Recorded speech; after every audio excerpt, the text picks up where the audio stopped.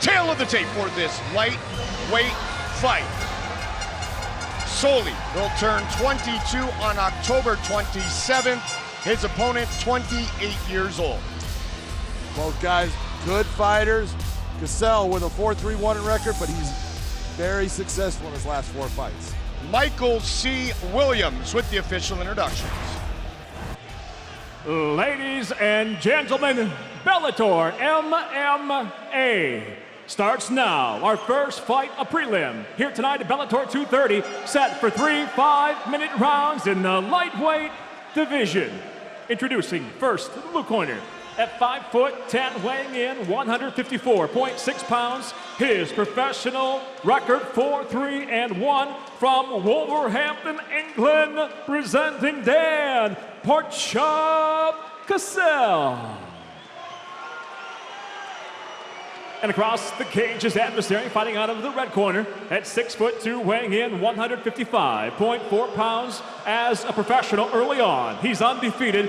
2 victories, no defeats, fighting out of Dublin, Ireland by way of Italia, introducing the Monkey King, Nicolò Solli. And the referee in charge of the action, Jaron Villel. Jaron Villel, our referee. Fight scheduled for 3 5-minute rounds.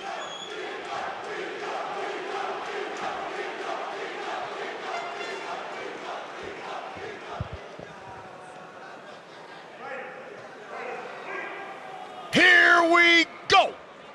Nicolò Solli in the red gloves, Dan Cassell in the blue gloves. Both men 1-0 inside the Bellator cage. Both men, as we just showed you, made their debuts back in May at Bellator Birmingham.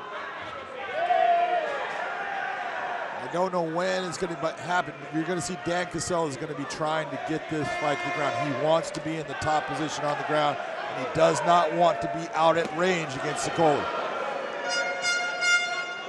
For Dan Cassell, 3 of his 4 wins by knockout, all in round number 1. As I mentioned, Solli, just 21 years old, has never fought longer than 9 minutes and 32 seconds. Landed that one. Yeah, that was a nice kick to the body, and then right away, Dan Cassell getting in there. This is where he can be effective in this fight, but he needs to posture and do damage when he gets Solli down here. He cannot just wait and wrestle and hope that this fight, the clock's going to go by. That's going to cause problems for him. Dan Cassell said, I feel much more composed, well-rounded for this fight. My stand-up feeling very sharp, and of course, John, as you mentioned, his grappling seems to always be on point. It is on point, but he's a ground and pound type fighter. He's not that submission guy that's going to find and just make submissions happen. He's got to utilize his skill set, and that is, I get on top, I posture, and bring dangerous strikes down. When he's going against a guy like Solli, Solli likes to go for submissions from underneath. He's got long limbs, he's got good attacks, so he's got to be very smart and always bringing his hips in line with his opponent's hips. He trained some pretty high-level jiu-jitsu at SPG Ireland. Solli has 1 win by knockout, 1 win by submission, 2-0 as a pro, 1 of those victories, as we mentioned, as a Bellator fighter. We're seeing Solli sometimes go to close guard, utilizing sometimes a figure 4. I hate that when I see a guy underneath figure 4ing the body, because all you're doing is keeping yourself there. But when he opens up like you see right here, now comes the attacks. Now he can go after that arm, and he can create situations where he puts Dan Cassell on the defensive. And his 1 submission win, John, did come by armbar. This is a tight position. He can end up in a triangle position here. Good job of Cassell to bring it back, but you can see that movement is causing Cassell a problem. Now you're seeing Solli come out on top. Cassell trying to drive through. We'll see who ends up right to the triangle. Trying to lock it in early in this fight. When the fence is causing him a problem with where it's at, it's hell, because he's got a good angle on Cassell right now, but he does not have that locked in a position behind the knee, so you see space. That's going to allow Cassell to stay there. Dan Cassell gonna try to loosen that lock It's with a couple tighter of now. punches in the face, pulling down on the. Then it is all over, just like that. Nicolò Solli, 2-0 in Bellator, and another submission victory.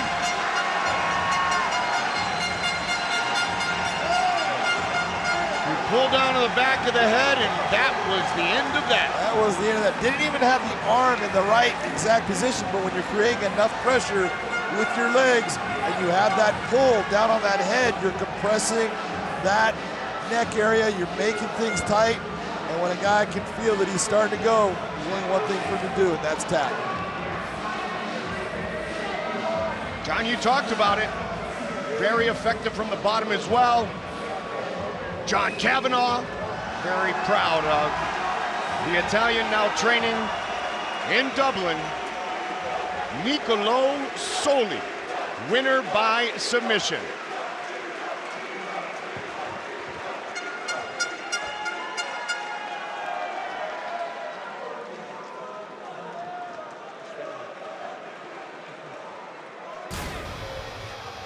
And this is where Solli started to create problems. Cassell, look at that hip position. When you see him hit off-centering his opponent, he's creating that angle that's giving Cassell problems. Cassell gets himself back, as we've talked about, centering back up, but falls right into a triangle choke, and it's the angle that's giving him the problem. When you see Solli bringing himself, pulling himself, now he's at an angle against that. It intensifies the choke.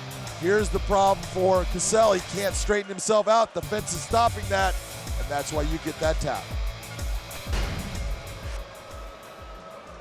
Victorious once again to make it official, Michael C. Williams.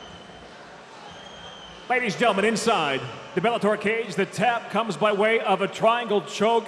Officially, 3 minutes, 15 seconds, round number one. The winner by submission, still undefeated, the Monkey King, Nicolò Solli. He has now finished all 7 of his combined professional and amateur wins. First round submission finish for the 21-year-old.